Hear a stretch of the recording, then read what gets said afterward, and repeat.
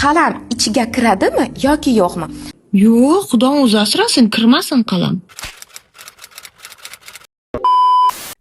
Jo'jalarim meni. O'zi ham nafasim qisilib ketdi, lekin siz qisiq. Xohish keltiradigan 5 ta mashq. Nima keltiradigan? 4-chi mashq uchun Yo, to'xtayli. Hali biz birinchi mashq qilib ko'rmadik-ku, qanaqa 4? yostiqchani qo'yib oldim. Yostig'im yo'q-ku. Hozir olib keling. Bo'ldi, opa, yostiq olib keldim. Men yaxshilab qin mushaklarini qissaman. Nima mushaklarini? Bu kecha bo'ladi, ajoyib. Dangirdim. Negativli popkachalarni qisinglar. Shunaqa deyapti. Men oyoq ustiga oyoq qo'ydim Xo'p, va qo'lingizga bitta qalam olib oling. qalam nima uchun kerak? Qalam ichiga kiradimi yoki yo'qmi?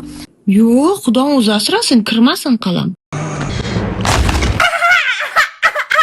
Va xohish 1 minutdan keyin keladi. Men 10 minutdan beri podushkam quchoqlab o'tiribman. Hech nima kiymayapti-yu. Opa, aldayapsizmi?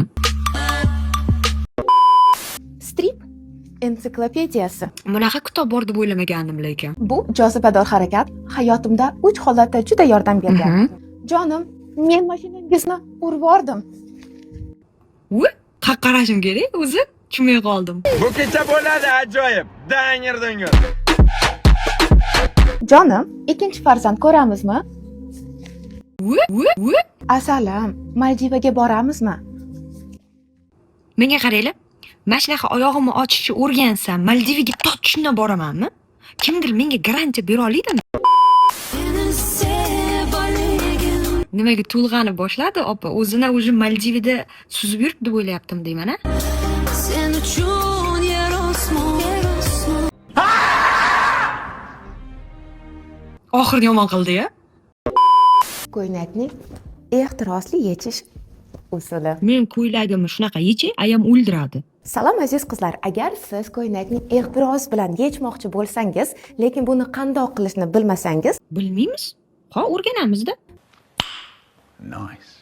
So'xayla, men birinchi hozir borib ko'ylak topib olay.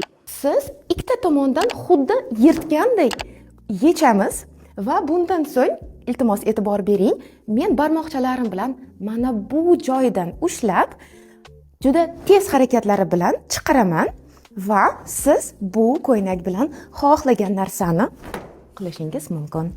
O'xshamadimi? Men seni ko'ryapman. Hammaga rahmat. Ettire.